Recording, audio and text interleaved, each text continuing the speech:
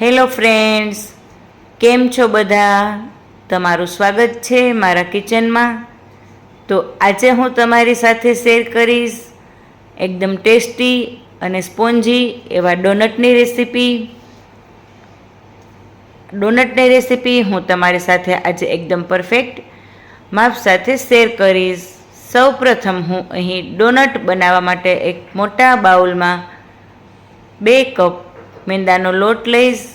મેંદાનો લોટ લઈ લીધા બાદ હું એમાં અડધો કપ દળેલી ખાંડ એડ કરીશ। ત્યારબાદ 1/3 કપ દહીં એડ કરીશ।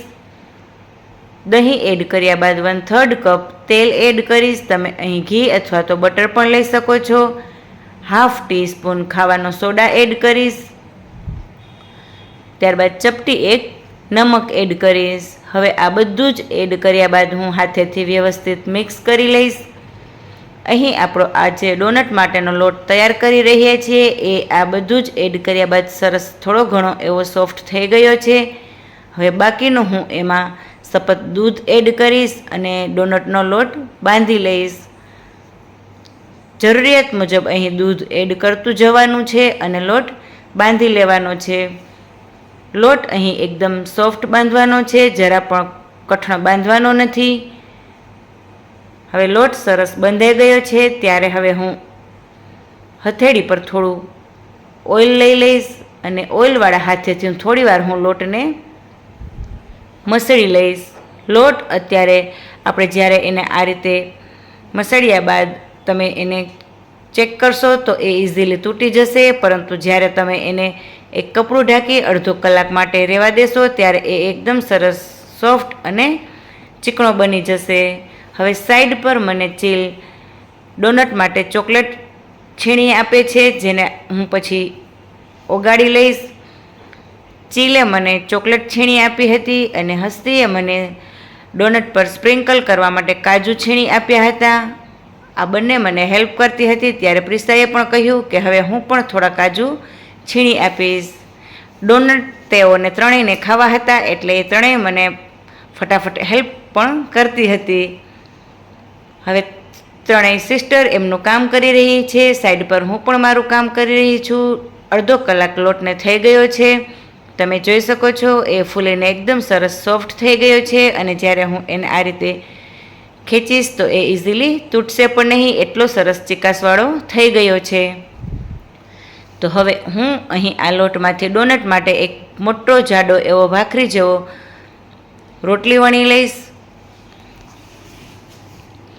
આ રીતે વેલણથી વણી લેવાનું છે, એની જાડાઈ છે એ આટલી રાખવાની છે, એકદમ પાતળી વણી લેવાનું નથી। વણાઈ ગયા બાદ હું ગ્લાસથી આ રીતે ડોનટનો શેપ આપી દઈશ।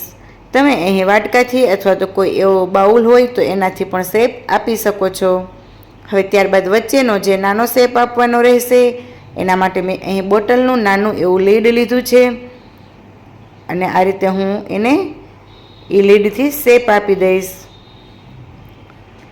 હવે વચ્ચેનો નાનો શેપ અપાઈ ગયા બાદ છરી વડે હું એ શેપને નીકાળી લઈશ, એટલે ડોનટમાં વચ્ચે સરસ હોલ થઈ જશે।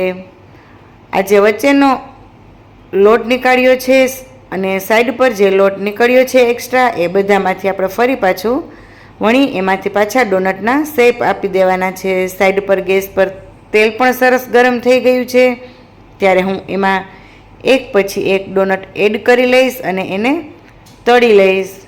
અત્યારે ગેસની ફ્લેમ હાઈ છે, થોડીવાર પછી ગેસની ફ્લેમ મીડિયમ ટુ લો કરી દઈશ અને ડોનટને હું તળી લઈશ।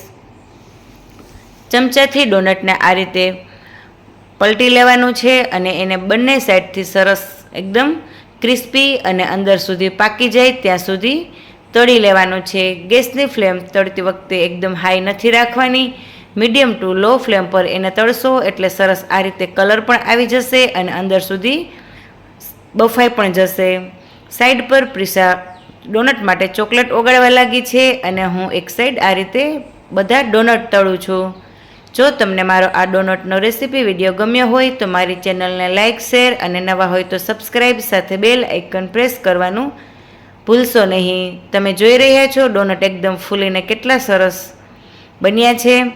હવે બધા જ ડોનટ તળાઈ ગયા છે ત્યારે હું એને એક પ્લેટમાં લઈ લઈશ અને ખોલી તમને બતાવીશ કે એ અંદરથી કેટલા સ્પોન્જી થયા છે, ઉપરથી પણ એ સરસ ફૂલ્યા છે. અને એને તોડું છું તો એ મેંદુવડાની જેમ ઇઝીલી તૂટી પણ જાય છે અને અંદરથી પણ સરસ સોફ્ટ દેખાઈ રહ્યા છે. ચોકલેટ લગાડ્યા વગર પણ ખાવાનું મન થઈ જાય એટલા સરસ ઉપરથી ક્રિસ્પી અને અંદરથી સોફ્ટ થયા છે. હવે તળાઈ ગયા બાદ હું આ રીતે ઓગાળેલી ચોકલેટમાં ઉપરથી એને લગાડી લઈશ. હવે ચોકલેટમાં ડીપ કર્યા બાદ ઉપરથી સ્પ્રિંકલ પણ લગાડીશ.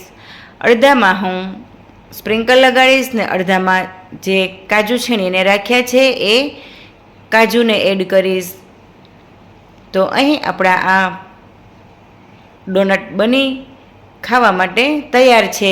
ત્યારે હસ્તી, ચીલ અને પ્રિશા ત્રણેય બહેનો અંદર રૂમમાં બેસીને ગપ્પા મારી રહ્યા છે. ત્યારે હું એમના માટે રૂમમાં હવે આપવા જઈશ. જોઈએ હવે કે એમને મારા આ ડોનટ કેવા લાગે છે. જ્યારે મેં એમને ડોનટ આપ્યા ત્યારે તેઓ તો ફટાફટ ખાવા જ માંડ્યા અને જોઈએ એમનું રિસ્પોન્સ.